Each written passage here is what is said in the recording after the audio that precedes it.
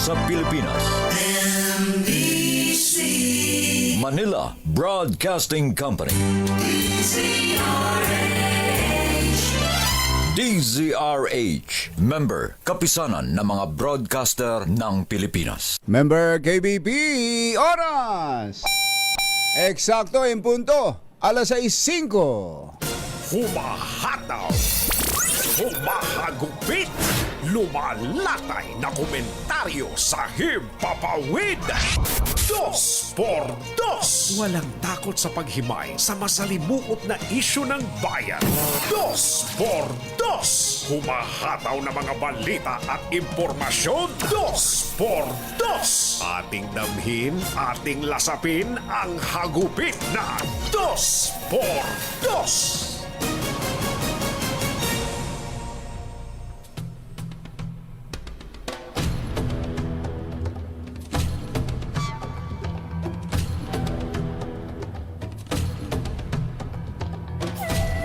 Binasag ni Pangulong Bongbong Marcos ang kanyang pananahimik at pumalag sa itinuturing na death threat o pagbabanta sa kanyang buhay mula kay Vice President Sara Duterte. Kasama sina First Lady Lisa Araneta at House Speaker Martin Romualdez. Sa kanyang video message, sinabi ng Pangulo na hindi niya palalampasin ang kriminal na pagtatangka sa kanyang buhay at tinawag nitong alarming ang kill threat ng Vice Presidente. Iginit pa ng Pangulo na ang issue ay hindi hahantong sa ganitong drama kung sinagot lamang ni Duterte ang tanong ng mga kongresista kung paano niya ginastos ang confidential funds ng kanyang tanggapan at sa halip ay inilihis ang issue sa mga kwentong chichirya. Patutsada pa ng Pangulo ang katotohanan ay hindi dapat itokhang. Kasabay ang banat sa mga pagtatangka na pigilan ang investigasyon ng Kongreso upang hindi lumabas ang katotohanan sa paggamit ng confidential funds. Isyu ng bayan, isyu ng katotohanan. 2 por 2. Pag maitim ang balak, magtago ka na. 2 por 2. Si Jerry at si Anthony, narito na. 2 por 2. Hahataw ng todo, urado ka. 2 por 2. Ang katotohanan, dala nila. 2 por 2. Walang sinasamba pali, maniwala ka. 2 por 2. Hataw ng gusto, tol, umasa ka. 2 por 2. 2 por 2.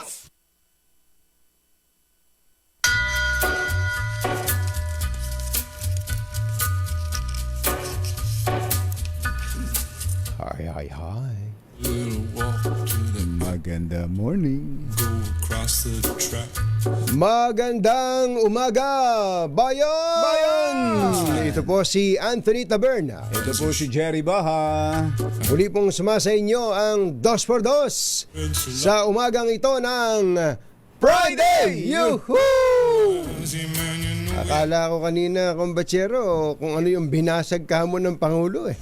Akala ko nagbasag sa Malacanang eh. Akala ko nga rin kung ano yung itinuturong yun ni Mother eh. Oo. Yung pala katahimikan. Katahimikan, Binasag ang oo. katahimikan. Pero tama din naman, kumbatsero, na i-address ito ng Pangulo eh. Kasi kapag hindi siya kumibo dyan, halimbawa, hinayaan lang niya ang magsasalita ay kung sino-sino. Halimbawa, si National Security Advisor Eduardo Año na ngayon ay binibira pa ni VP Sara. Kailan kayo nag-meeting? Asa ng ebidensya? Asa ebidensya? Ilabas ninyo ang mga picture na kayo'y nag-meeting. Bihira. Isip-isip mo talagang lahat ngayon sinasagot ni VP Sara.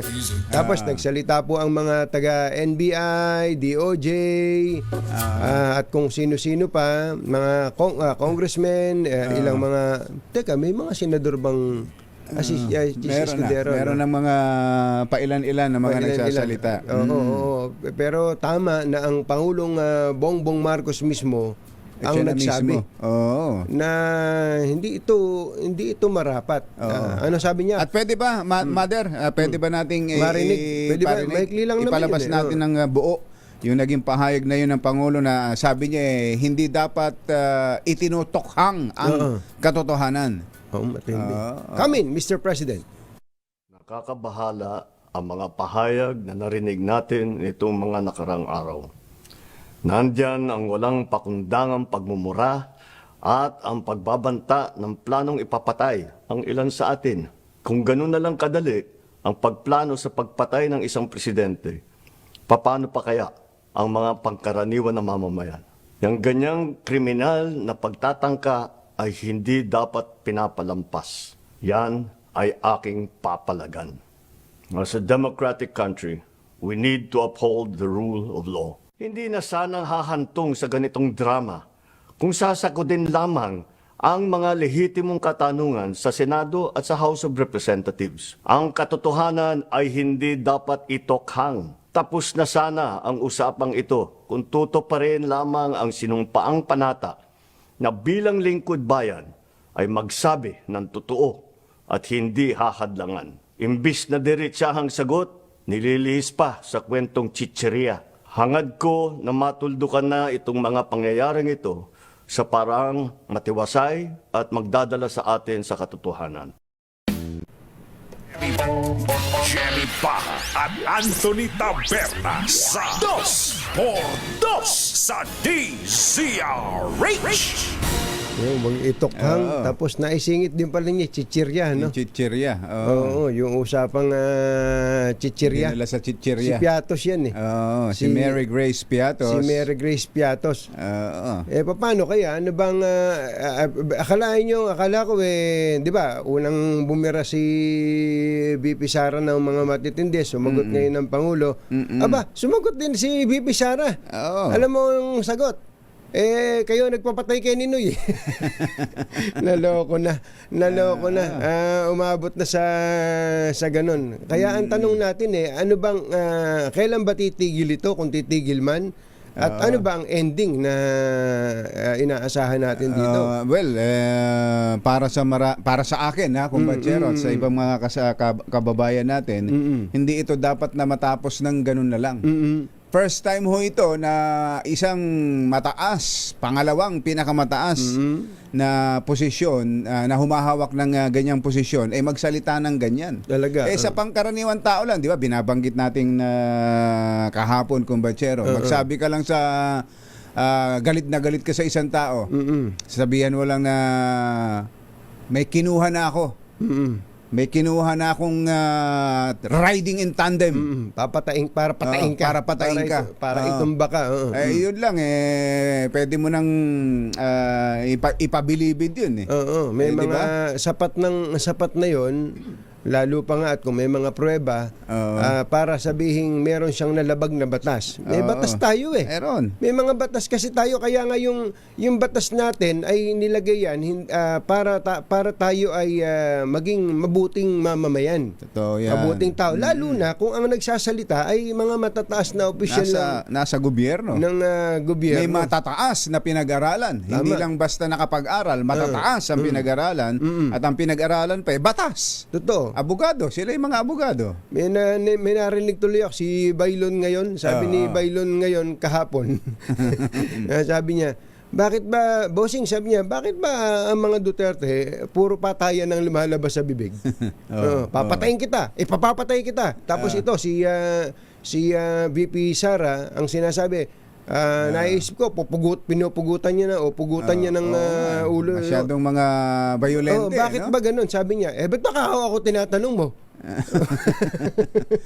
Talaga. May ganun nga, tatanong At si Bailon ngayon ang nagtanong nun.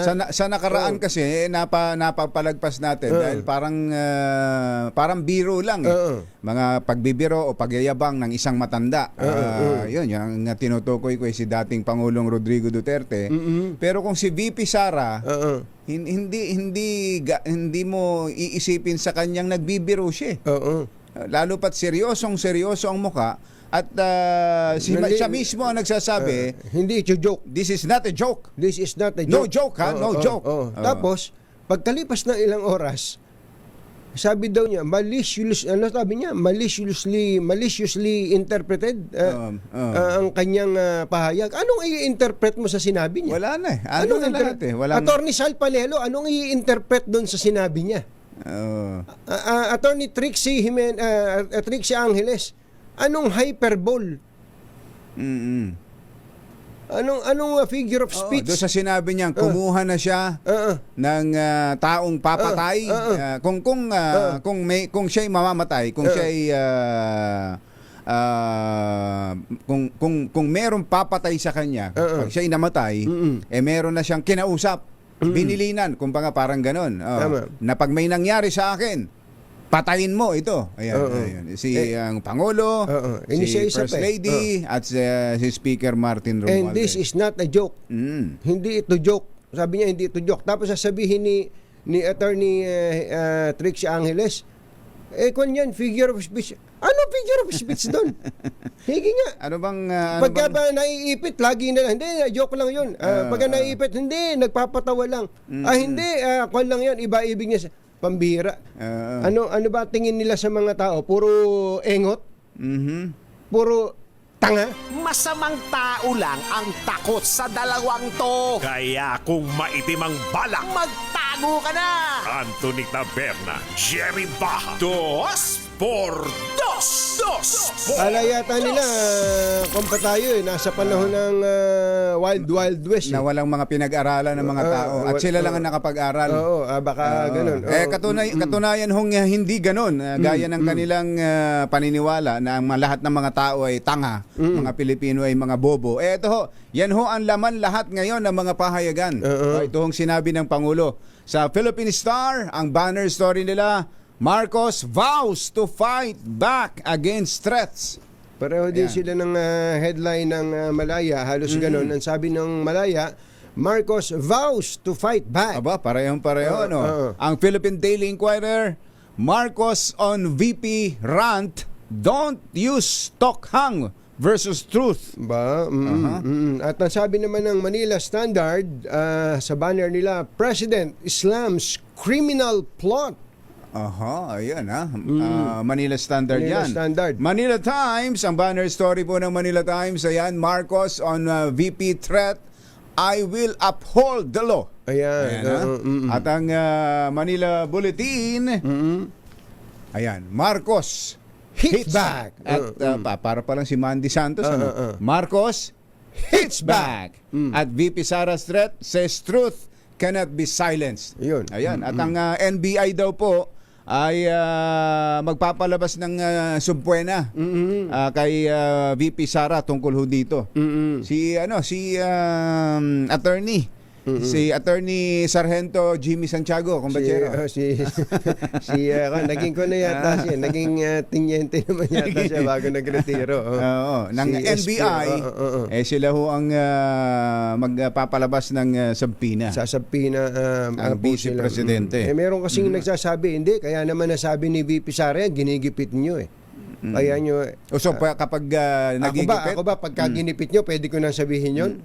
Ginigipit. Alam ba, yung mga nagmumumura sa atin, nagsasalita sa atin, hindi mo ang gagawin ba natin, pag mumumurahin din natin sila at pagbabantaan natin sila, papapatay natin sila. Kumuha na ako ng hitman. Hitman. Ng assassin. Hindi para patahimikin ka. Ikaw na basher ka. Pag ginano mo yan, pwede ka nang makasuhan. Makasuhan. Kaya nga nasa isang sabi nga we are a government of laws, not of men. May ganun pang mga sinasabi, 'di ba, kumbatsero? Saka mga kababayan, lalo yung mga nakikinig sa atin, wala namang masama na tayo ay humanga sa mga matapang, 'di ba? Ang tapang eh. Tapang, walang sinasanto. Lumalaban, Nanununtok, nananapak. hindi tumitiklop. Pero tandaan po natin, pagka mali.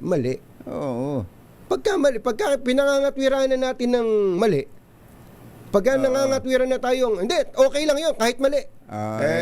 May problema May na. problema. May problema na tayo Hindi lang dyan. sila may problema, pati tayo may problema na.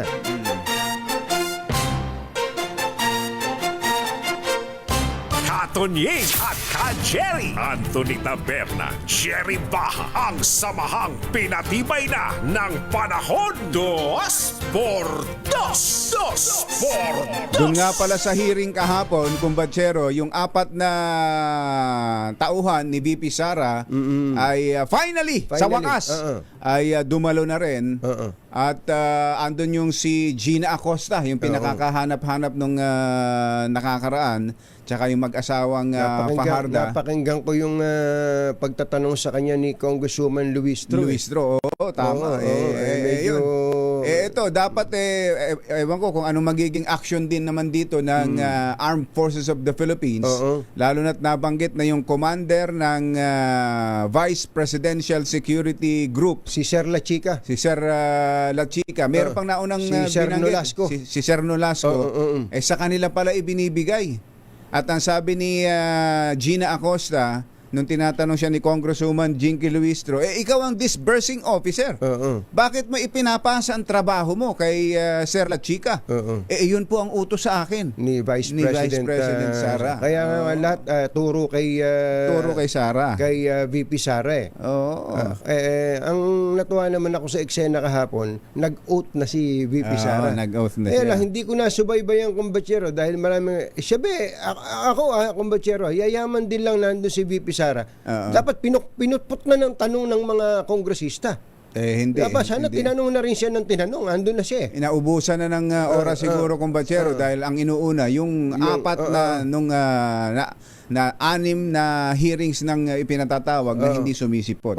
Pero yung 4 na yun, kumbatsero, nakikita ko, siguro naman napanood nung iba, lalo na naawa ako kay Gina Acosta, kumbatsero. Awang-awa ako dun sa babaeng yun. May idar na rin pala, no? May idar na rin. Talagang ganun. Kapag mauuwi ka talaga sa ganyang sitwasyon, at ang dapat na higit, naiiyak ka talaga. at ang higit na dapat na makonsensya dyan, yung principal niya. Talaga. Bakit dumandanas ng ganyang hirap ang kanyang mga tauhan? At diba, doon sa mga unang testimonya sa mga sagot ni Gina Acosta, yung Special Disbursing Officer, talagang ang itinuturo niya si VP Sara. Kaya niya ginawa ang lahat na yun kahit na may mga nalabag na mga alituntunin pa na hindi naman niya gusto sanang gawin. Dahil yun ang utos. Siya ang disbursing officer. Ibig sabihin, ikaw mismo ang disbursing officer ang magbibigay dun sa taong dapat na tumanggap ng pera. At bago mo ibigay yung pera, dapat malinaw ang acknowledgement ng tao na mayroong nakasulat na malinaw ang pangalan, nakalagdang malinaw ang pangalan, at may lagda dun sa acknowledgement receipt. Dun nga sa mga acknowledgement receipts, merong ilan daan yun? May 700 na walang puro pirma lang. Na walang pangalan. Tapos merong 300 na may pirma nga, hindi naman mabasa yung pangalan. Kaya nga. Iba pa si Mary Grace Piatos. Iba pa si Kokoy Villamin. Kaya kung po alam nyo, ito ay eye-opener eh. Ulitin lang natin, hindi lang po sa Office of the Vice President, pati na sa iba pa. Ang totoo, tama yung sinasabing tanggalin na tong confidential and intelligence fund na to sa mga civilian agencies. Pati sa mga mayor, kung pwede, tanggalin na to. Tanggalin na yan. Pati sa mga mayor, sapagkat ito po ay isang eye-opener sa atin kung paano nilalapastangan ang pondo ng bayan. Hindi po pondo lang ni ni Luis Truto. Oo. Pera mo po ito, kabayan. Ang Pera ibig po sabihin natin ito. yan, ang Confidential at Intelligence Fund, yun lang ang inilagay na pangalan dyan. Pero yan pera. Pera mo, VP. Pera mo, Secretary. Pera mo, Mayor yan. Parang ganun ang Bahala dating. ka dyan kung paano mo gagastusin yan. Bagay na hindi dapat. At kung meron ng leadership ng House of Representatives ng Confidential at Intelligence Funds, kung meron si Senate President Chis Escudero ng confidential, tanggalin na yan. At kung meron pong Sila ang dapat na mauna. sila maunang magtanggal niyan. Para naman isipin na ating mga kababayan na hindi sinisingle out si VP Sara. VP Sara. Oo. Kung meron man Baka pong- sila, ganun din ang ginagawa nila dyan. Ako hindi ako magtataka kung ganun. Pero yung meron naman talagang mga halimbawa, yung NBI, PNP, mga law enforcement agencies natin. Kailangan po ng Intel Fund nun. Pero ito pong mga civilian agencies, dapat po regular funds ang ibigay sa kanila, dumaan sa regular auditing requirements ng COA, hindi po katulad nito. Kung natutuwa kayo sa paraan ng paggastos ng confidential funds ng OVP gaya nung na-discover natin, may problema ka na naman doon. Sabihin mo, hindi, okay lang yun. Tulad nito, ito isa na natin to. Ang DOTR, merong confidential fund. DOTR. Tinan mo na. Oo. Sa pagpapatakbo ba ng tren, kailangan mo pa ng Kaya nga surveillance. Ang Office of the Presidential Advisor on Peace, Reconciliation and Unity. Kailangan ba ng confidential fund dyan? Ikaw nga peace nga yan nagsasulong ng kapayapaan. Dapat dahil na sa intelligence ng AFP yan o kaya ng PNP. Ang DSWD, May intelligence fund? meron. Anak ng bakang dalaga. Mario Joseph. Yan po. Pero yung halimbawa, Office of the President, Commander-in-Chief yun. Understandable yan. Understandable. Pero other than what we mentioned, yung mga law enforcement agencies at saka po yung tanggapan mismo ng Commander-in-Chief, dapat siguro tantanan na yung intelligence funds na yan. Tantanan na yan. Tama na yan.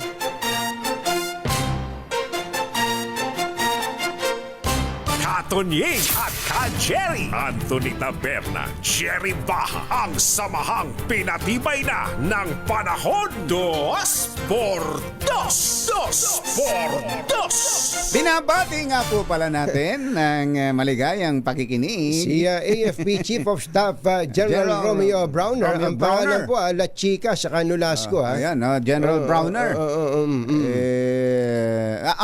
Andun kahapon si Colonel La Chica nahagip ng camera pero hindi umabot sa puntong siya nag-split screen nag-split screen nga pagka binabanggit napanood ko yung mga bandang alas 5 no. Bandang alas 5 ng hapon. Dapat mayroon ng maging action din dito na mabilis ang liderato ng AFP. Oras po natin Achi Ahya Mr. Jalam Tang Lakyam Diapchit Hun 6:27 ng umaga. ACS Balita susunod na.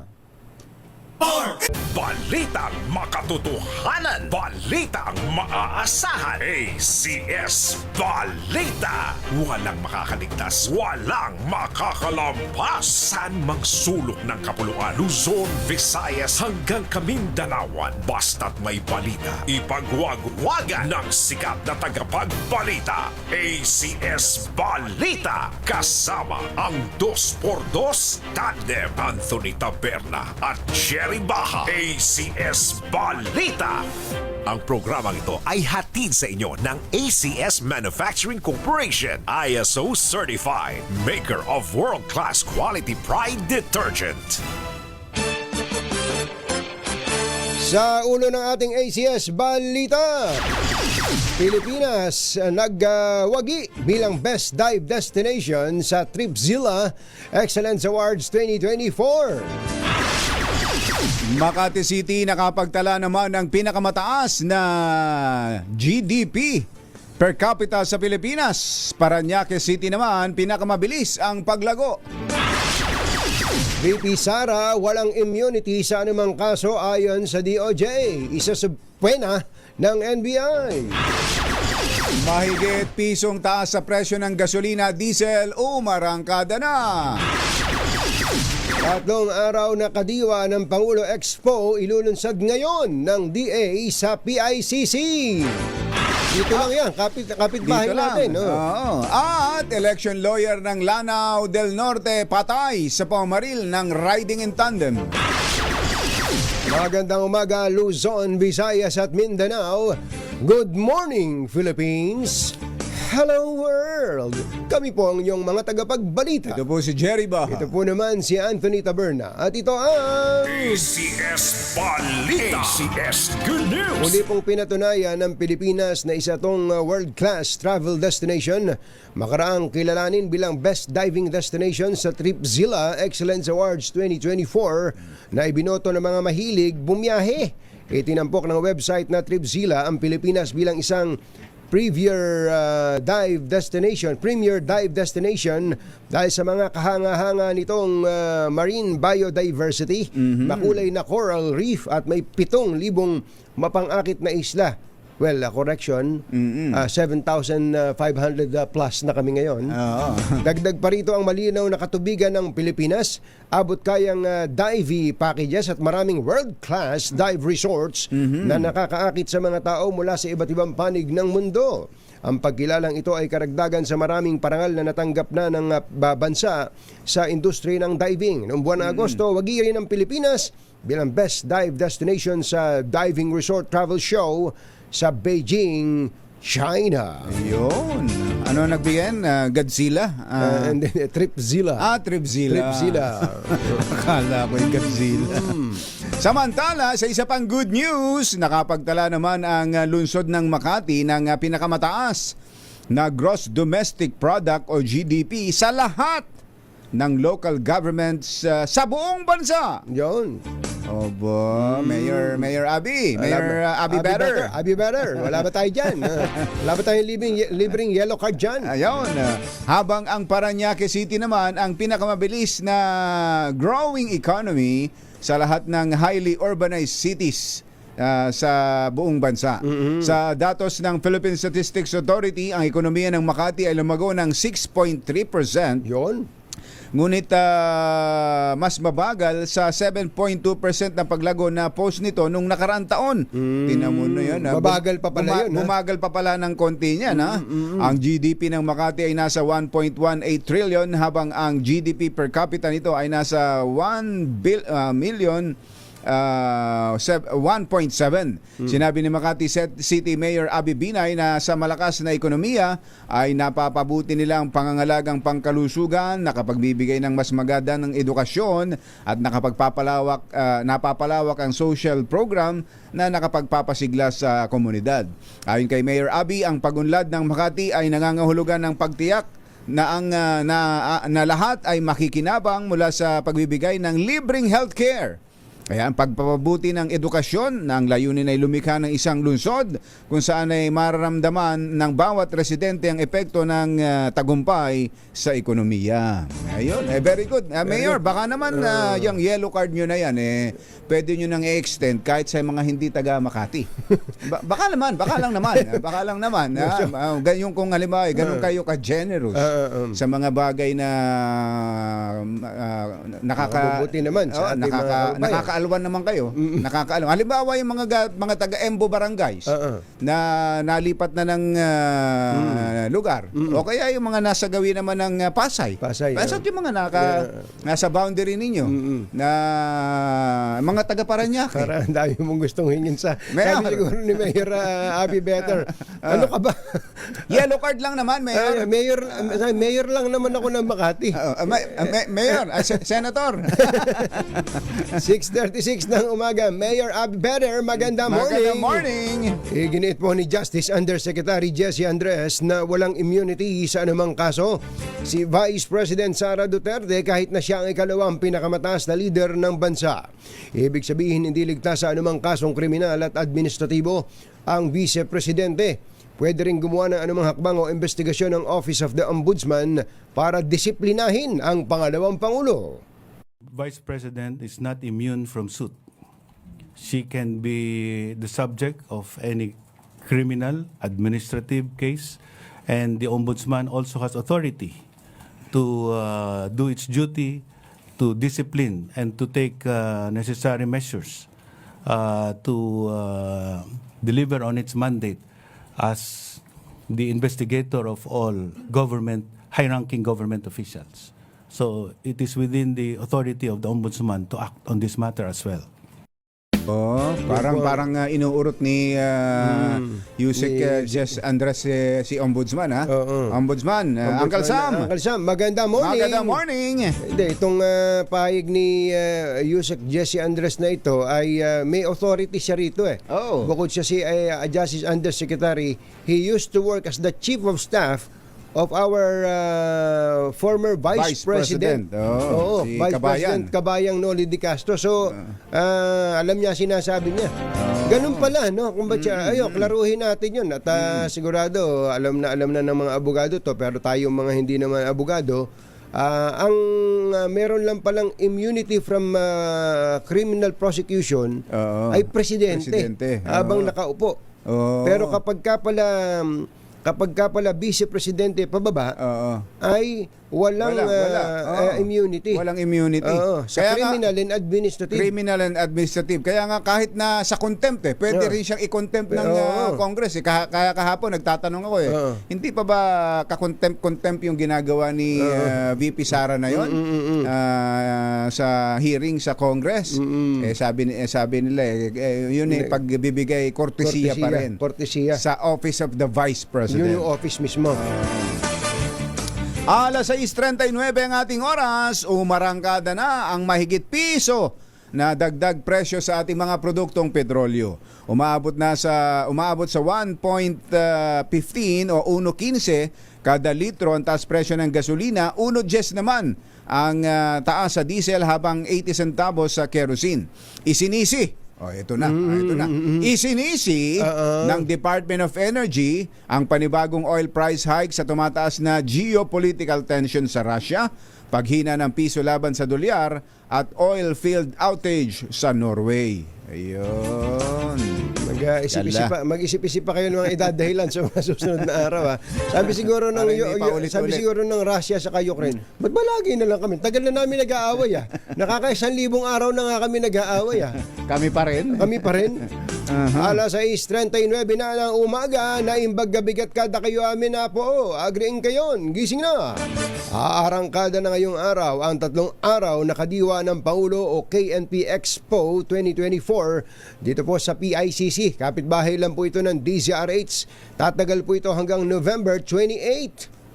Tampok dito ang mga natamo sa flagship initiative ni Pangulong BBM sa pagpapalakas sa kita ng mga magsasaka at mangingisda at mabigyan ng mga mamimili ng magandang kalidad ngunit abot kayang presyo ng mga pagkain. Ipapakita rin dito ang Bigger, Better, More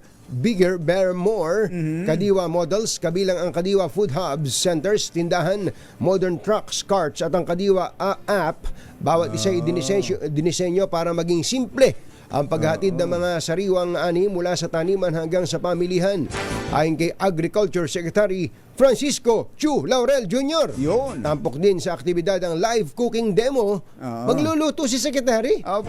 Magaling daw magluto yan. Masarap daw magluto. Narinig ko nga rin. Live cooking demo. Habang nagluluto si Secretary, kumakanta. Matindi pala. Magaling din siyang musician eh. Sa pamamagitan daw po ng kusina ng Kadiwa at direktang ugnayan sa merkado na may matagal na mga buyers at agribusiness investment forums. Ayun. Ito kung masarap magandang puntahan ito November simula ngayon hanggang 28. Hanggang Huwebes. Hanggang Huwebes. Punta ho tayo. Nataon nga lang na weekdays pero baka may pagkakataon kayo. Anong oras to, Yuel? Anong oras to bukas? Hindi, ngayon, bukas. Hindi yung bukas na open. Nagulo na. Anong oras ang opening? Siguro, alas 8 lang siguro. Dapat bukas na yan. Dapat bukas na yan. At saka ito, magandang pagkakataon na muli tayong nananawagan. Sana dagdagan ng mga kadiwa ng Pangulo, ASAP. Yung mga kadiwa centers na yan.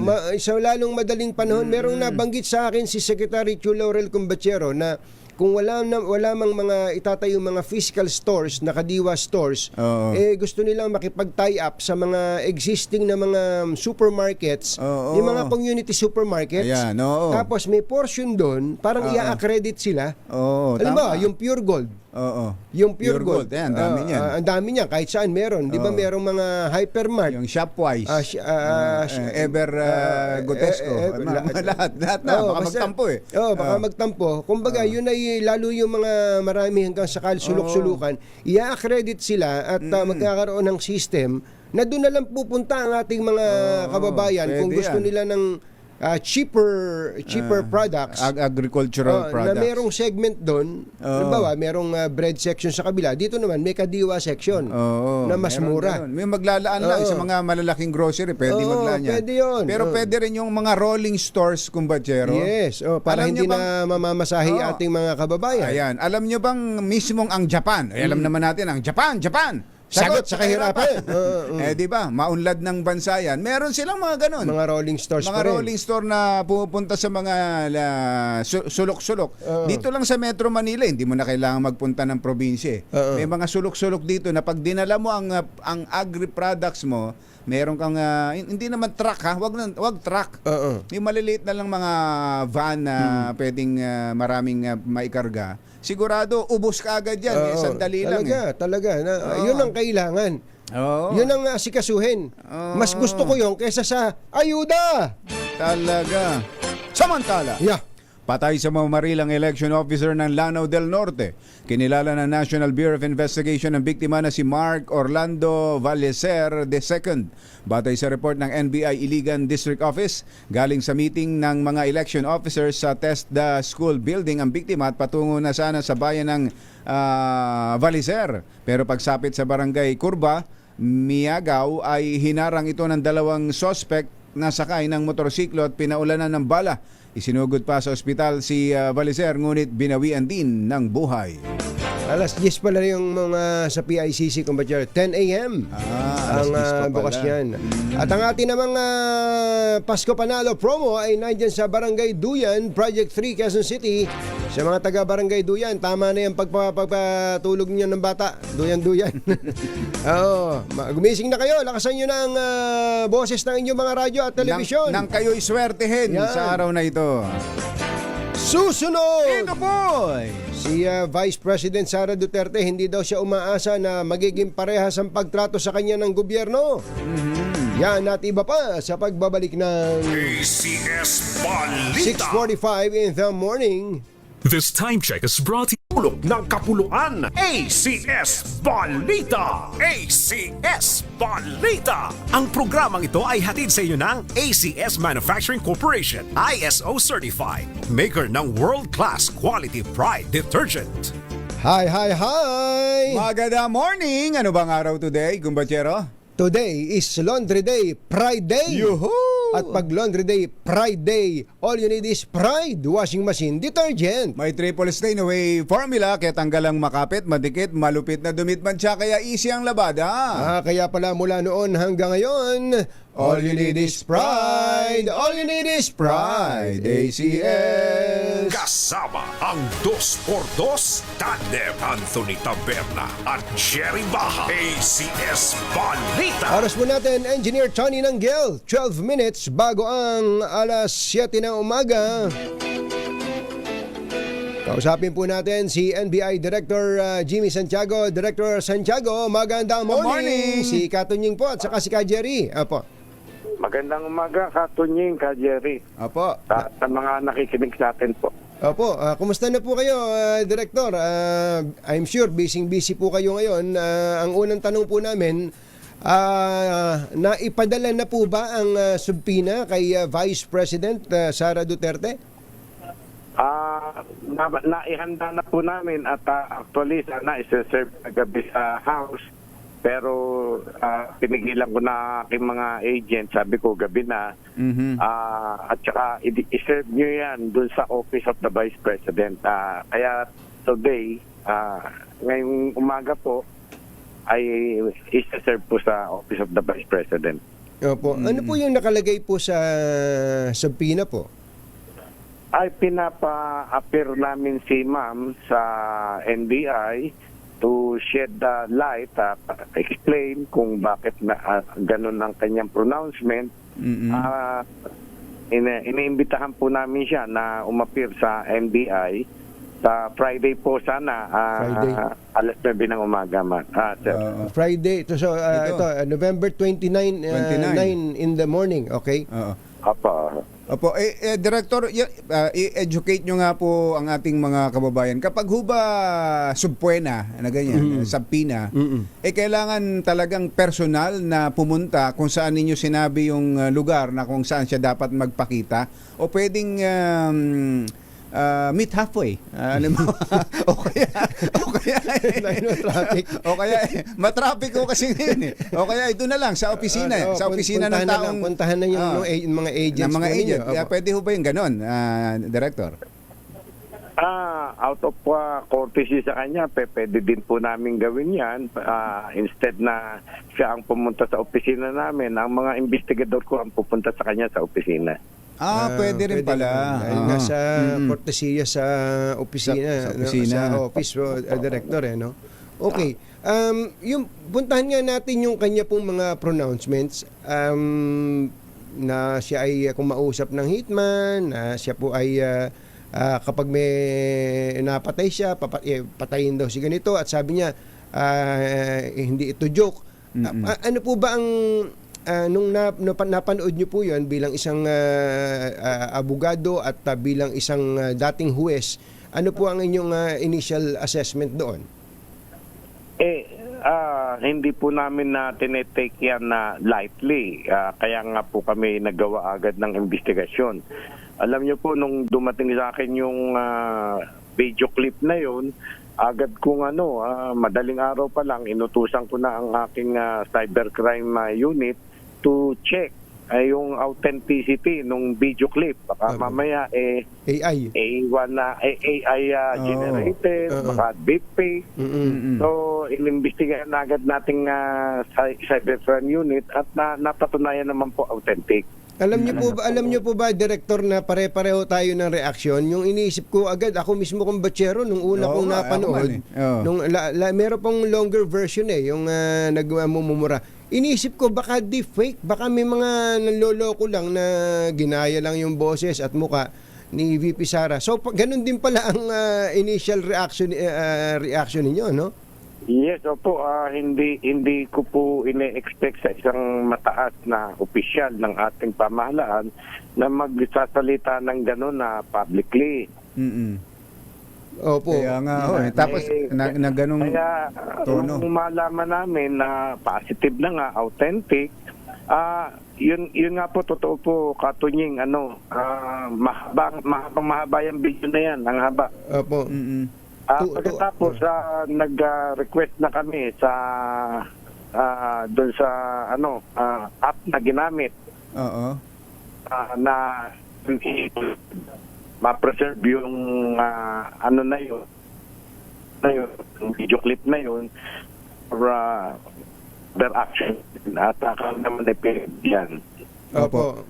Director, na-check nyo po ba kung sino-sino yung mga kausap niya do sa video na ano ba tawag doon? Naka-zoom. Parang naka-zoom. Naka-zoom eh. Yes sir, identified po namin kung sino yung participants doon sa Zoom meeting na yun. May mga pangalan na kami, may mga litrato. Nakalagay naman po yung litrato. Litrato. Bakit po? Identified na po namin. Ano pong relevance nila? Are they material to your investigation o sila ba kasama din sa iimbestigahan ninyo? Later po siguro iimbitahan din namin sila para magbigay ng kanilang pahayag under oath sa aming opisina na talagang yung pahayag na yun ay nangyari at sinabi po ng ating pangalawang Pangulo. Sigurado ako hindi pupunta si Maharlika dyan. Nakita ko si Maharlika, yun yung pangalawang screen. Hindi pupunta dahil iisipin niya, pupusasan nyo siya. May warrant of arrest po kasi yan eh. Sa Amerika po yun. Nasa abroad. Opo. Eto ho, Director, napag-uusapan yung laman at kung paano niya sinabi yung mga salitang yan. Gaano ho ba kabigat yun, Director? Kayo po isang abogado, isang police, isang judge, isang sharpshooter. Ayan, Yun, sharpshooter. Yun ang importante.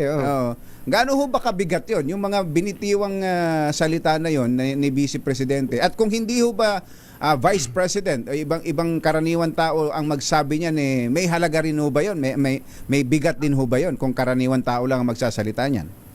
Ay, opo. Ayun nga po, katulad ng sinabi ni Yusek Andres kahapon sa press briefing, napakataas na tao, pangalawang pinakamataas na opisyal sa ating bayan, very influential, talaga namang maraming follower si Vice President Sara. Kaya serious po yung accusation. Talagang apparent po na merong threat sa buhay ng ating Pangulo. Alam nyo, ang NBI as much as possible ay iniiwas ko sa mga, wag naman sa akin sila magalit, iniiwas ko sa mga political chicanery, ang mga daldalan sa politika. Dahil kami itinuturing na professional na law enforcement agency. Yes. But then po, kami po ay mandated ng Public Act 10867 na pagka may threat sa Presidente, Vice President, down hanggang sa Chief Justice, kasama na po ang media, kami ay dapat mag-take over, ay ma-rejurisdiction namin na imbestigahan niyang kaso na yan. Kaya kami ay pasok sa investigation. Opo, tama po yun. At kailangan manatiling apolitical ang NBI. Pero yun, Director, yun po bang binabanggit na assassin? Importante ho bang matukoy o ma-identify yon? Yan po, isa po yan. Itatanong namin sa pangalawang Pangulo kung sino ba yung nakausap niyang assassin, kung makikipag-cooperate siya sa amin. Kasi sinasabi niya na meron din threat sa buhay niya. So, napakagandang pagkakataon po para pati yung nire-reklamo niya na merong threat sa kanyang buhay. Malaman din namin. Kasi wala na complaint na isinampa siya na meron threat sa kanyang buhay.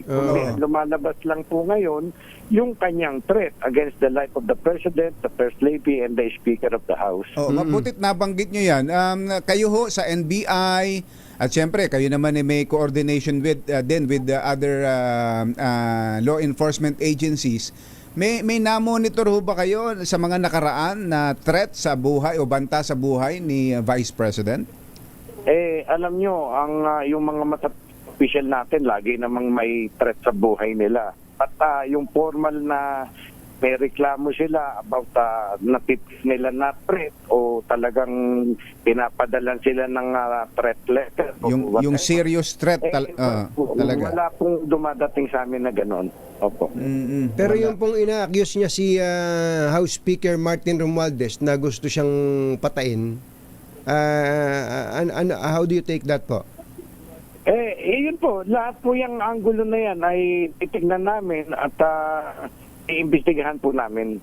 Pero narinig niyo rin po ba na after a few hours, after several hours, nung nakausap po siya ng media nung Sabado, binabawi na po niya yung statement niya tungkol sa patay-patay sa Pangulo, sa Pangulo at sa Mrs. nito at kay Speaker? Yun nga po, sinasabi niya na yung pahayag ay taken out of context. Mahirap pong pagkawalaan ulit Director, medyo na po kayo. Naka-cellphone ba kayo? Naputol po kayo doon. Maganda po yung sinasabi niya. Ano po yun? Lumalabo yung signal. Yung tungkol sa kanyang pag-backtrack doon sa kanyang hitman issue. Statement. Ano po yun, Director? Parang nanood ko rin nga na take it to Nako, teka. Nawawala. Greg, Ay, paki-reestablish linya natin kay Director. Nawawala, sayang. Director, tatawag ulit kami. Director, ha? Sandali lang po. Sandali lang po. Sandali lang Balikan po. natin si NBI napuputol, sayang. Director Jimmy Santiago. Nagatid sa kabuuan ng ating ACS Balita. Ito po si Anthony Taberna. Ito po si Jerry Baha.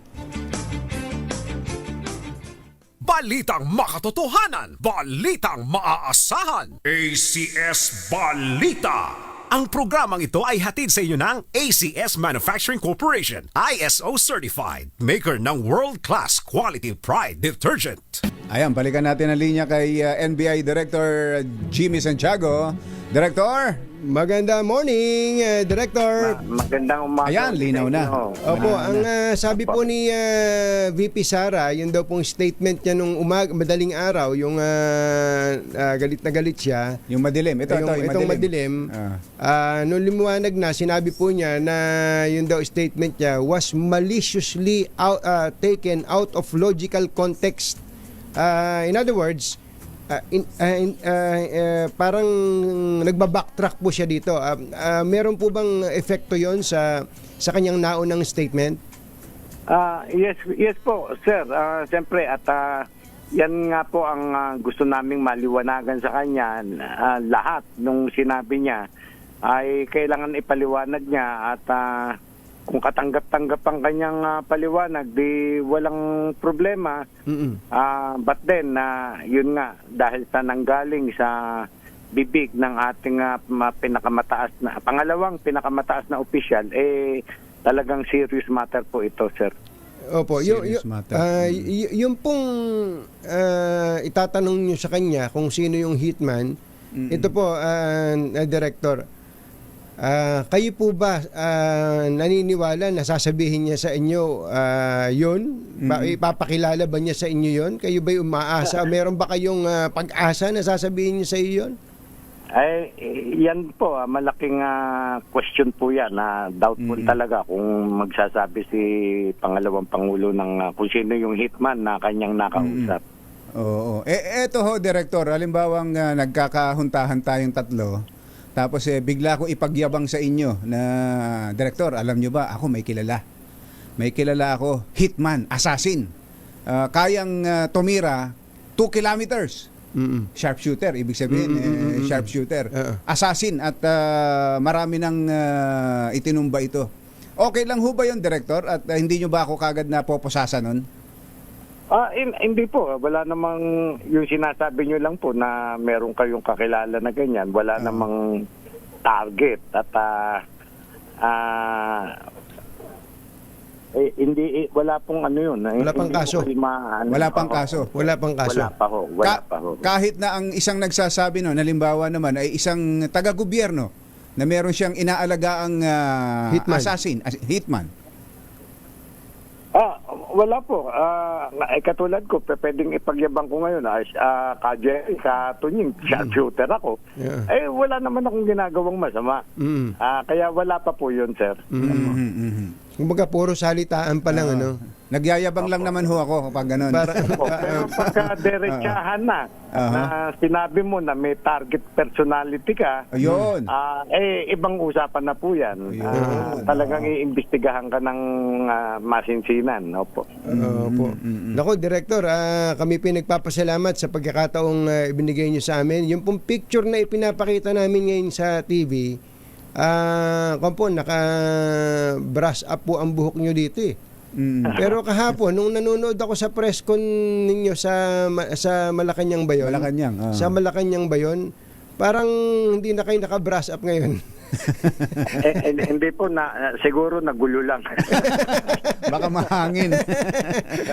Director Santiago, maraming salamat. Magandang morning. Thank you po, Director. Maraming po salamat. Lagi po ako nakikinig sa inyong dalawa. Ay, salamat po. Thank you so much po. Si NBI Director Judge Jimmy Santiago. Jerry Baha at Anthony Taberna sa 2x2 sa DZRH.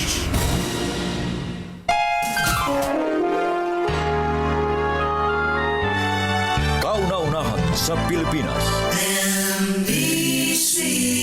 Manila Broadcasting Company.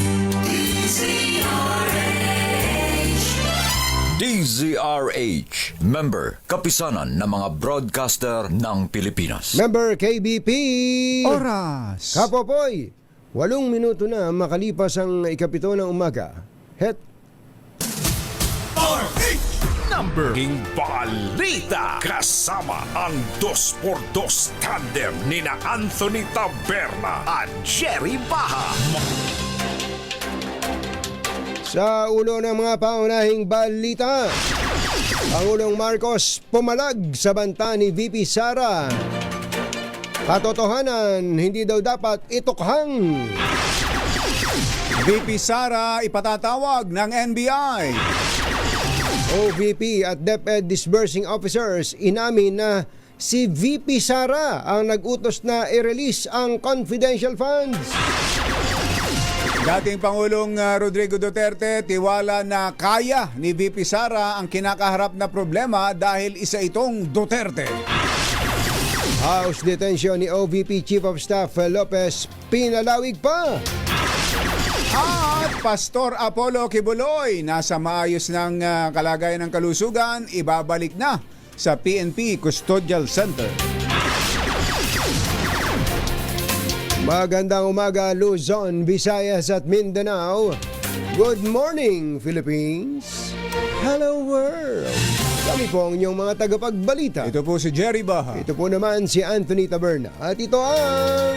Paunahing balita. Umalag si Pangulong Bongbong Marcos sa death threat ni Vice President Sara Duterte laban sa kanya. Sa isang video message, sinabi ng Pangulo na isang kriminal na pagtatangka ang ginawa ng Vice Presidente at hindi ito dapat palagpasin. Lubos na nakababahala anya na tila napakadali lang para kay VP Inday na pagbantaan ang Pangulo ng Pilipinas.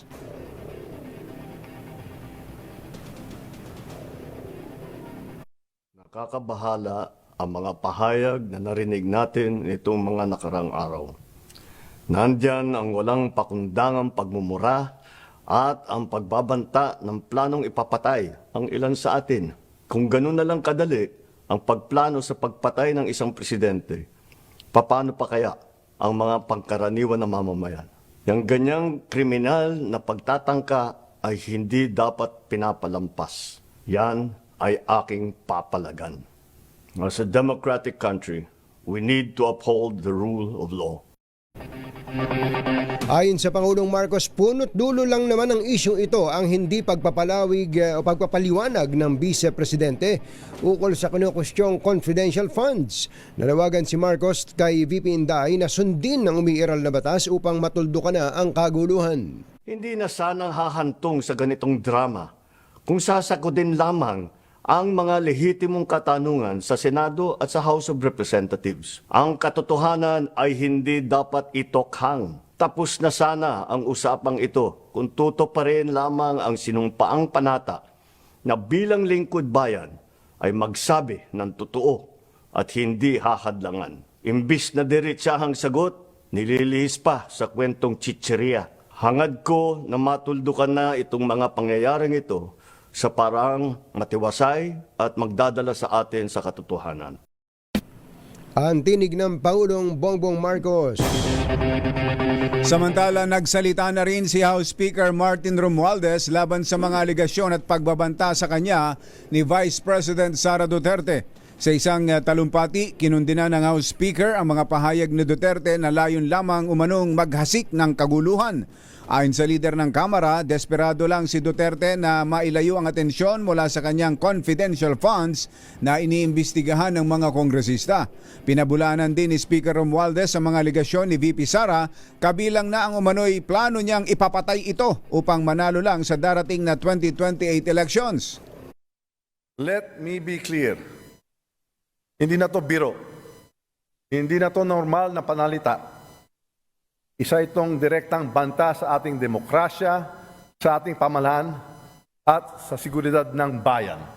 Such statement is not just reckless, it is dangerous. It sends a chilling message to our people. A message that violence can be contemplated by those in positions of power. This is not just an affront to the individuals targeted, It is attack on the very foundation of our government. It is an insult to every Filipino who believes in the rule of law and the sanctity of life. Si House Speaker Martin Romualdez. Kinwestiyon ni Vice President Sara Duterte ang umano'y hindi pagkilala sa kanya bilang ikalawang Pangulo ng Pilipinas. Ayon kay Duterte, tila hindi makatarungan na itinuturing na national security concern ang banta sa buhay ng Pangulo, pero ang banta sa kanyang buhay ay ipinagwawalang bahala lamang. Gate ng bise, dokumentado naman ang pagpaalam niya sa publiko na may banta sa kanyang buhay. Pero base sa mga nangyayari ay tila hindi kinikilala ng gobyerno na siya ang ikalawang may pinakamataas na posisyon sa pamahalaan. Samantala, niresbakan din ni VP Sara ang naging pahayag ni Pangulong Marcos na hindi niya palalampasin ang mga kriminal na pagtatangka sa buhay. Nagsabi ang NSC ng national security concern ang threat sa President. Pero apparently, they really do not consider the threat to the Vice President as anything of a concern. So, what kind of country is this? Hindi ba kaparte ng gobyerno ang Vice President? Hindi ba ako binoto ng mga tao? Hindi ba ako ang Vice President ng buong Pilipinas, ng lahat ng mga Pilipino? Oo. Diba? Pumalag nga yung buong bayan nung pinatay ng pamilya nila si Benigno Aquino Jr.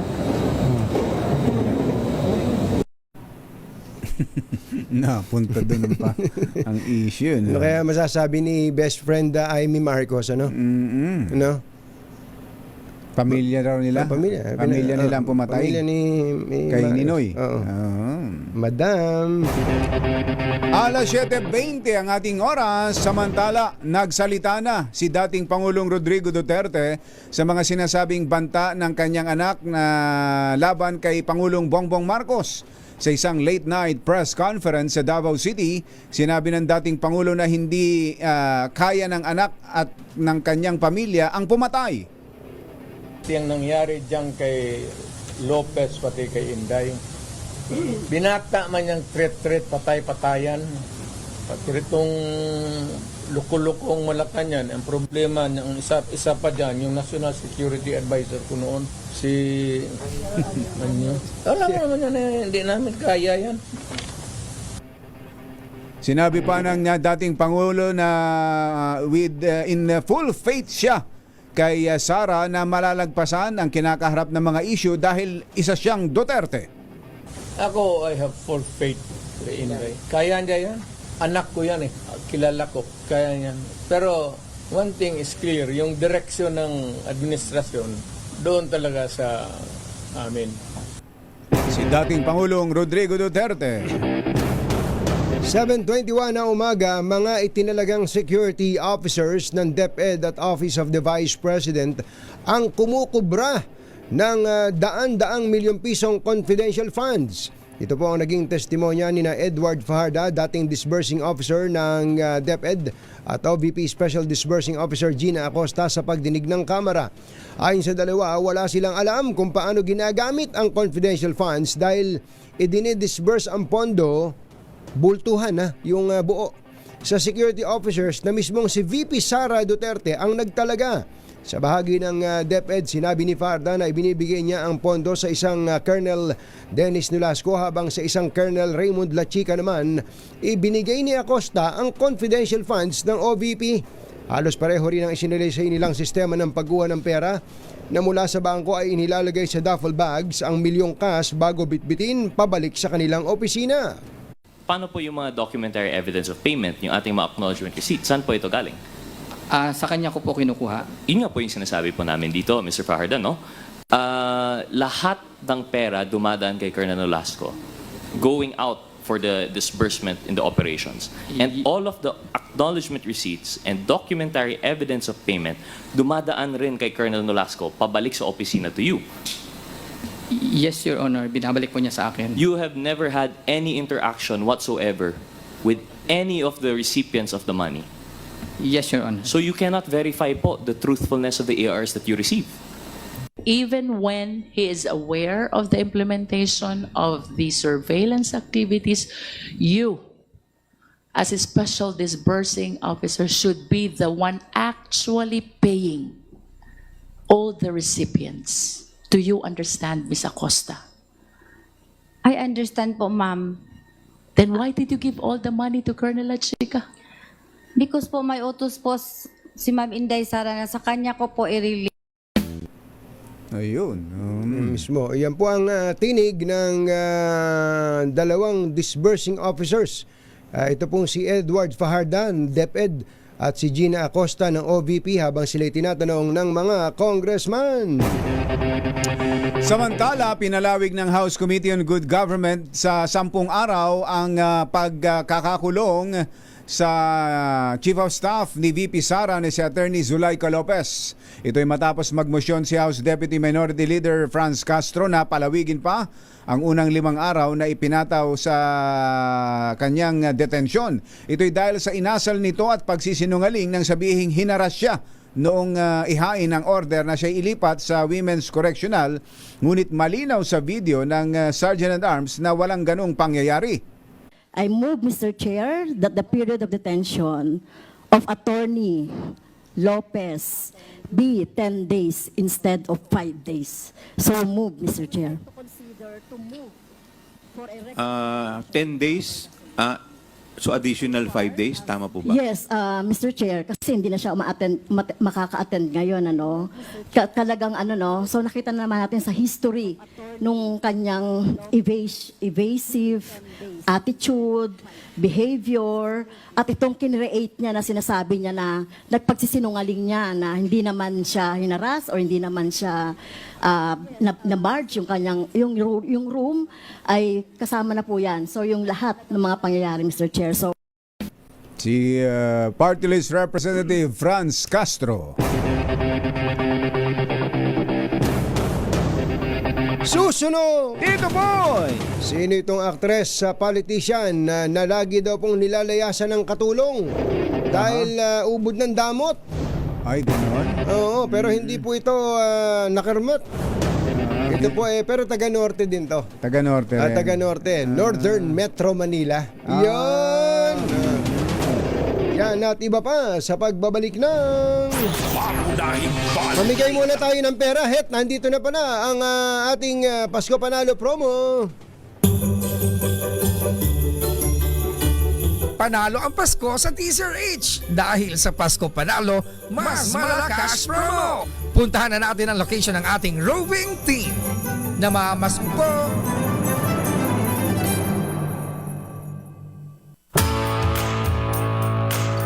Sharon, dyan sa duyan-duyan pala, hindi duyan lang. Duyan-duyan. Dalawa palang duyan.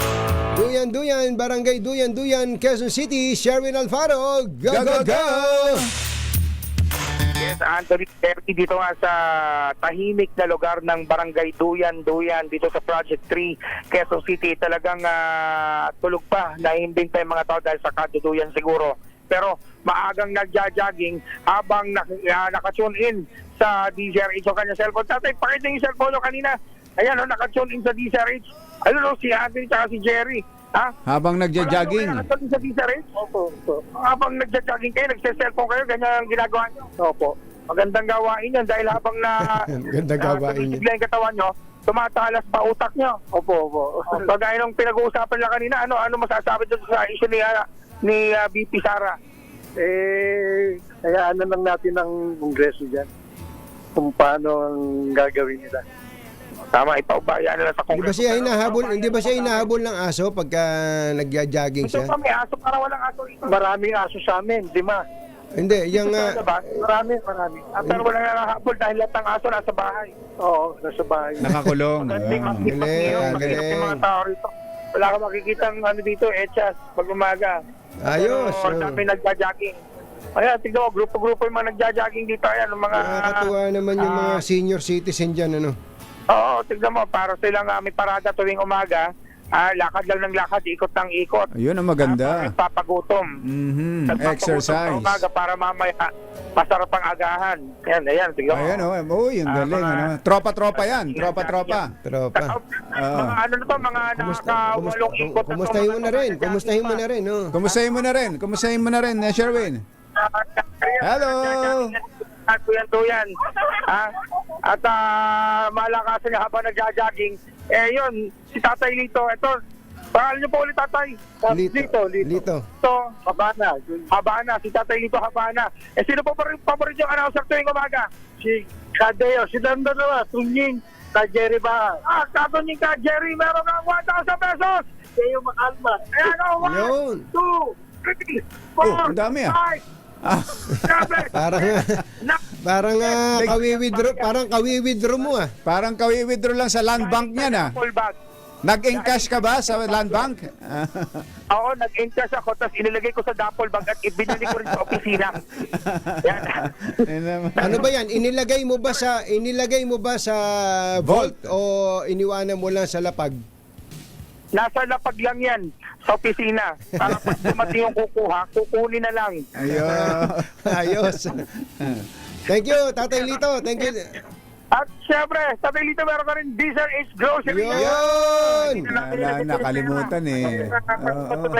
Okay, salamat. Maraming salamat. At syempre, yung payong.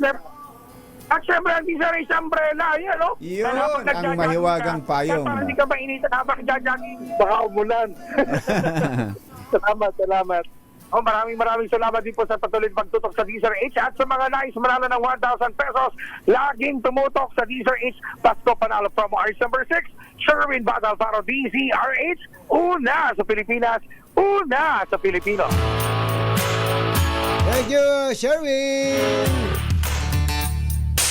Jerry Bach at Anthony Taberna sa 2x2 sa DZRH. Ang balita. Jerry Baha, DZRH, pangunahing balita.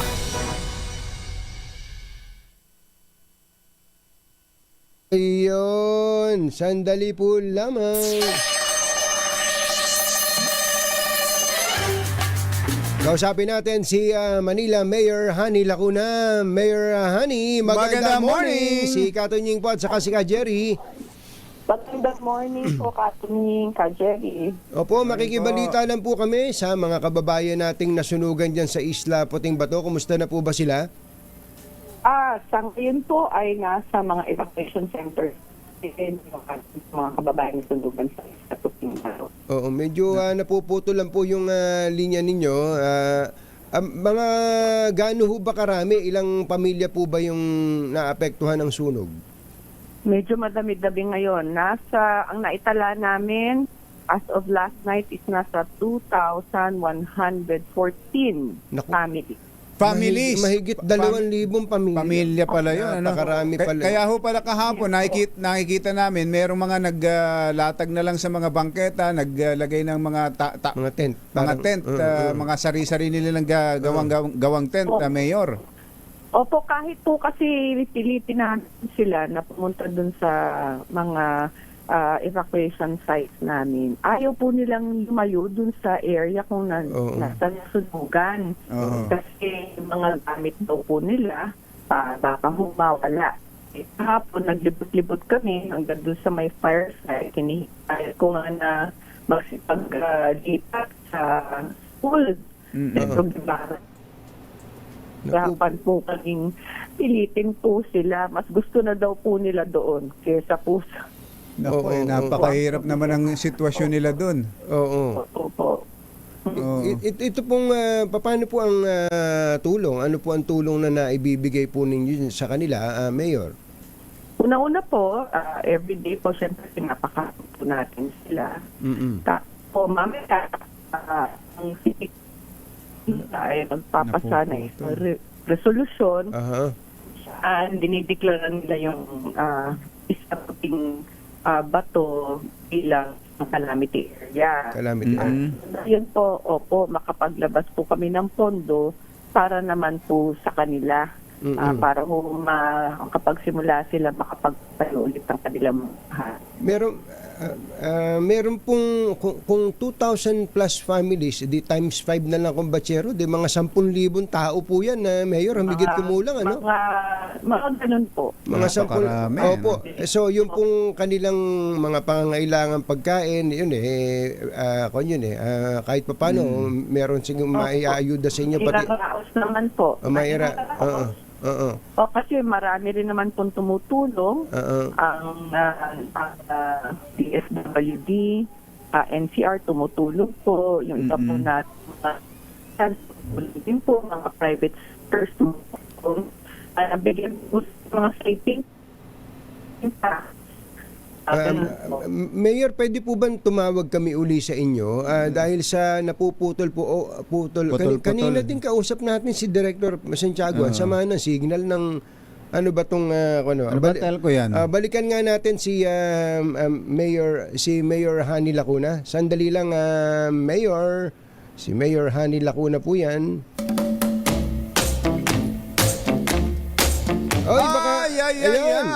Uy, birthday pala ngayon kumbatsero ng Director General ng FDA, Food and Drug Administration, si DG Samuel Sakate. DG, Doc. Hindi ba pang Department of Agriculture yan si DG? Pwede rin. DG Samuel Sakate, happy birthday. Kumusta ba yung deputy niyo dyan? Si Attorney Ronald De Vera. Attorney Ronald De Vera, uy, salamat sa pagtangkilik nyo ng pandikoko ng Cotton Wings. At magandang morning din. At happy birthday kay Nurse Annalyn Gonzalez Gianan ng Springfield, Virginia, USA. Tatay Bonnie Aporo, magandang morning, advance happy birthday. Ayan, at syempre sa ating masugid na taga-subaybay dyan sa Philippine Heart Center, si Sir Randy Sakay. At ang kanyang mga kasamahan dyan na maagang pumapasok para maaga ring makapagsimula ng trabaho sa Philippine Heart Center. Magandang umaga sa inyo dyan. Si Kong Domeng Mariano, kumusta na po si Gov? Puyat na puyat daw si Gov Jun Ebdane, kumbatsero. Dahil walang kalaban sa pagka-gobernador ng Zambales, puyat na puyat, kapapanood ng Netflix. Konting yabang. Konting yabang. Si Gov Helen Tan din pala ng Quezon. Wala ring kalaban. Wala ring lumaban. Kasi naman kung walang naglakas ng loob. Kasi yung incumbent nung nakaraan na lumaban sa kanya, lampaso Kaya nga. Yung tipong hindi na makakabangon kaya naman walang lumaban. So napupuyat din ngayon si Doktora? Hindi, tumutulong pa rin daw sa alam mo pag doktor, matik yan Sa bagay. Baka yung mga doktor hindi kayo magsipagpahinga. Sanay sa trabaho talaga. Magpalit na muna kayo ng bubong kung meron kayong sirang bubong. Buti na lang, may bubong na maaasahan. Gawa sa state-of-the-art technology. May aluminum na. May pintura pa. Now available na rin sa pre-painted tiles pan. Para sa eleganteng bubong na matibay na makulay pa, mag-Cherryloom pre-painted ka na! Muli po pinapaalala po ng Mileage Asia Corporation ng Cherryloom brand na may konting problema po sa supplies ngayon ng yerong may aluminum dahil po sa mga nagdaang bagyo at iba pang kalamidad. Pero wag daw ho kayong mag-alala dahil ginagawa na po ng paraan ng Mileage Asia Corporation na Kuya Elmer Ngo ang upang sa gayon makarating sa inyo ang yerong may aluminum. Ang yerong may aluminum. Issue ng bayan, katotohanan, 2x2. Balikan natin si Mayor, si Doktora pala. Doktora nga rin pala to, no? Si Doktora Hani Lacuna ng Maynila. Mayor, yung pong binabanggit natin, kung ganun kadami ang kailangan nyo pong alagaan dyan, may mga nasa evacuation center, may mga nasa kalsada, di ang dami nyong mga kailangan itulong sa kanila. May pera pa ba kayo? Hindi ba naubos na yung pera? Hindi pa ba naubos yung pera nyo nung nakaraan? O kaya kababayad ng utang? Sa general funds naman po natin kinukuha yan. Meron po tayong tinatawag na trust fund. Ang atin pong disaster management natin ay meron pong quick response fund. Yun po ang ginagamit natin. minsan naman po, ginagamit po natin yung PAGCOR funds po rin natin. Kaya may readily available po yan. Mga nasa trust fund Mabuti naman, po yan eh. Opo, opo. So paano ho yun, Mayor? Yung mga ayaw umalis doon sa lugar, parang talukbong lang ang ginawa nila. Palalagyan nyo na lang ho ba sila ng mga tent doon? Ng tent, opo. Opo. Kahapon rin po nagsimula na kami magpadala ng mga additional tents Ayun, doon. Opo, para ho may masingulungan pa rin po sila. Opo. Teka ho muna, yan ho bang Isla Putim ba to? Ano po ba yung lugar na yan? May titulo ba yan? May titulo ba yan sa kanila, yung mga nasunugan ba, kanila ba yung lupa? Hindi po Hindi po. Puro mga informal settlers po ang nakatira po dyan. Meron pong, sa pagkakaalam ko po ay may pinaplano pong housing project dyan. Ayun. Ang Disud. Opo, opo. Doon po mismo, sa Isla Putim ba to? Opo, opo. Ayun, Sa buong, sa may Parola rin, sa Parola area po yan karugtong po yan ng Parola, Tondo. Mukhang yan pong lugar na yan, Mayor, suki ng sunog, saka yung Parola. Opo, kasi ang mga bahay po dyan ay gawa po ng light materials. Kaya po talagang konting meron lang mga faulty electrical wirings po tayo, ay talaga pong mabilis pong kumalat ang sunog. Oo nga. Yun ang problema. Paano po yun? Yung mga iba nating kababayan, siyempre, ayaw nilang umalis dyan. Sabi yung iba dyan, sabi dito na kami lumaki, dito na kami nagkaapo, dito na kami tumanda. Paano po 'yon? Totoo po 'yan. Kaya nga ho ang mas gusto po talaga ng mga taga Maynila kung maaari lang ay in city yung relocation po. Yes. Sa loob po ng lungsod din po kasi nandito na rin po yung kanilang mga trabaho, yung kanilang pinagkakakitaan. Kaya mga anak dyan na nag-aaral.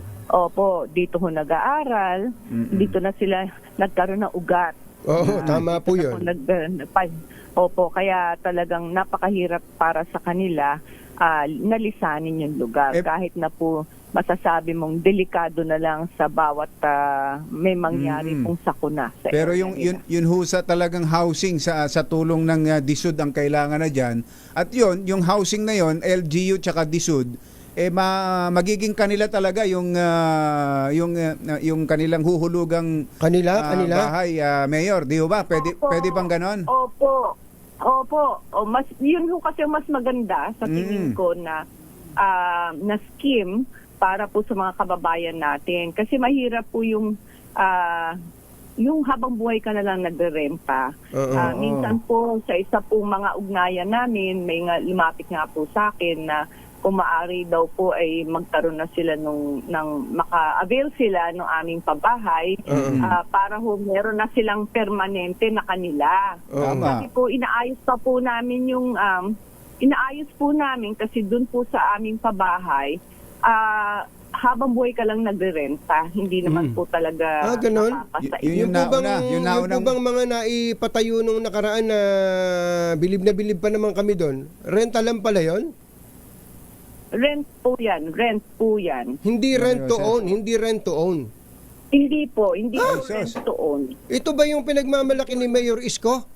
Na akala ko pa naman ay magiging kanila na iyon? Kaya nga. Hindi po. Ang kinakalabasan po dyan, Katunying, is habang nandiyan ka, sa'yo yan.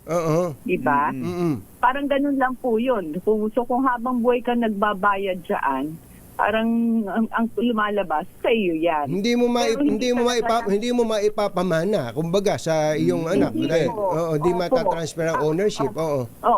Hindi ho ba mababago 'yon, Mayor, sa ilalim ng inyong panunungkulan? Yan na po, nagkaroon na po kami ng ugnayan sa mga nagre-renta doon at karamihan po talaga sa kanila ay may mas gusto na rent to own. Rent to own po. Kaya nga po nahihirapan kami na maningil sa totoo lamang po. Kasi nga syempre, hindi naman mapapasa kanila eh. Oo. ganun po. Ganun tuloy. Yun ang naging... Pero may paraan po, Mayor, na maging rent to own na Yung talaga. mga nakatira na, yung mga occupants na dyan, yung current occupants ay pwede pong magkaroon ng change of policy.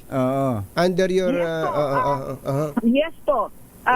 Yun. Inausap na rin po natin ang City Council na kung po pwedeng amyendahan yung ordinansa na yon. Para nga po maisaayos na, kasi yun talaga ang gusto ng mga naninirahan sa ating pong mga pabahay. Okay. Last na lang po, balikan ko lang po yung Isla Puting Bato.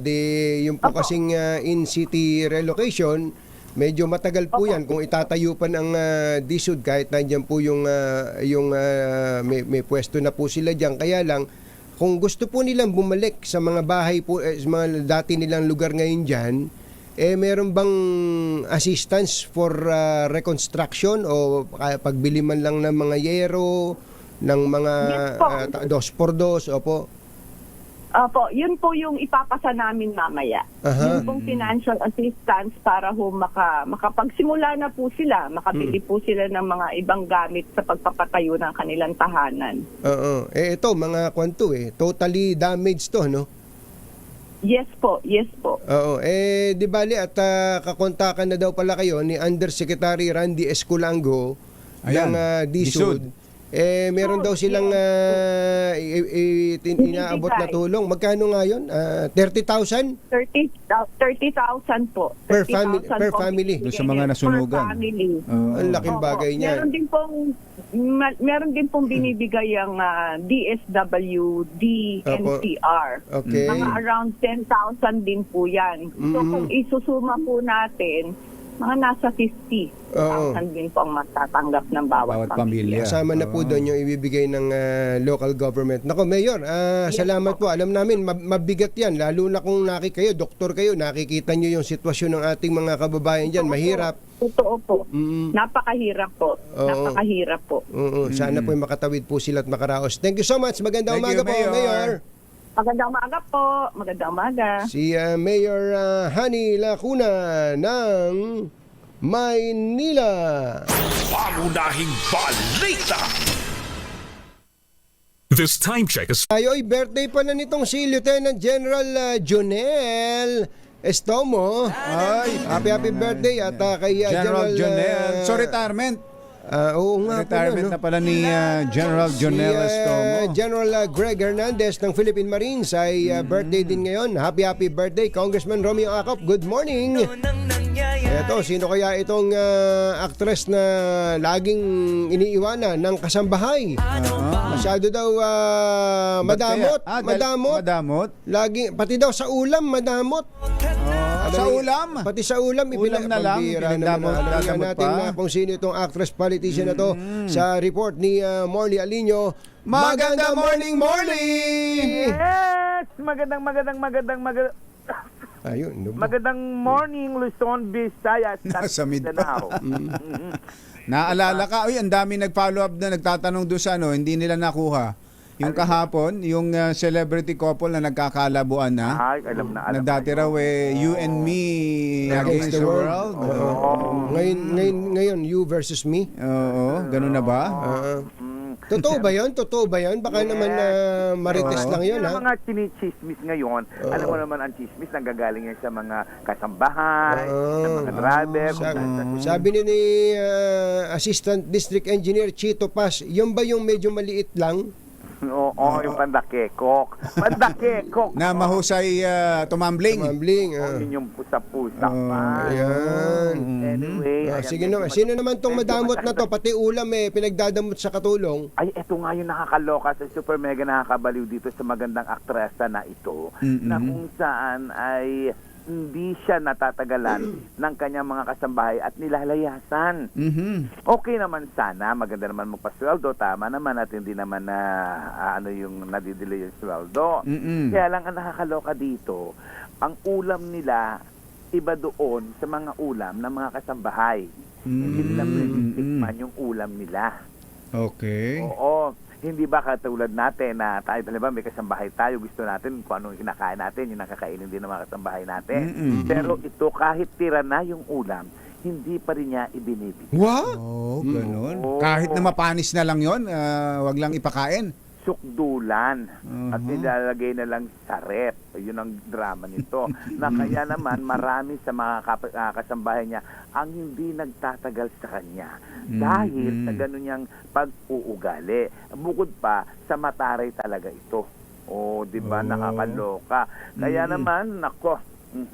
Sana naman ay wag dumami yung mga ganitong mga amo dahil dapat irespeto rin naman natin at mahalin natin ang mga kasambahay. Talaga. Kung wala ang kasambahay, nako, mahihirapan tayo sa ating buhay. Eh, sino ba yan? Ang naturang actress, medyo hindi mo na ako titili. Dahil ang sakit ng lalamunan ko at medyo hindi ako, I'm not feeling well. Baka naman kailangan ng tulong ni Engineer John Mercado dyan. Engineer John Mercado, walang problema sa PLDT ko ngayon.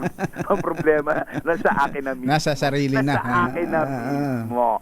Ayan, ang naturang actress na bida sa ating sino daw, ano daw, ay itago natin sa initial na letter M. Ayan. May mga kapatid din siyang sikat. Oh, parang nahulaan ko na. M, ha? M. Yan ang ating DZRH Showbiz Hottest News. Ako po ang inyong RH47, Morley Alinio para sa DZRH. Una sa Pilipinas, una sa Pilipino. Babu. Number 1. Ay, Colonel Moy Pagaduan. Magandang morning. Birthday daw ng ampo niya, si Gabi. Gabi, Yan, happy birthday. Naku, tayo po ay abalang-abala sa panonood at minsan ay aktibong pakikilahok sa usapan sa politika dito po sa ating bansa. Pero baka nalilimutan natin ang pangunahin po nating tungkulin po natin sa ating pamilya. Baka meron tayong mga trabaho na papabayaan na natin dahil panay ang pakikipagbabag natin sa social media. Tama itong sinabi ni Kuyang Julius Imperio, kumbachero, sa kabila ng mga nangyayaring kaguluhan sa paligid, maging positibo pa rin po tayo at magbigay inspirasyon sa mga tao. Tuloy ang buhay. Ulitin po natin, tuloy ang buhay dahil hindi naman tayo mabubuhay o mamamatay nang dahil po dun sa mga nang-aaway ng mga politiko. Bye! Happy weekend! Woo! Damdaming bayan! Susunod na! Chimney top, that's where you find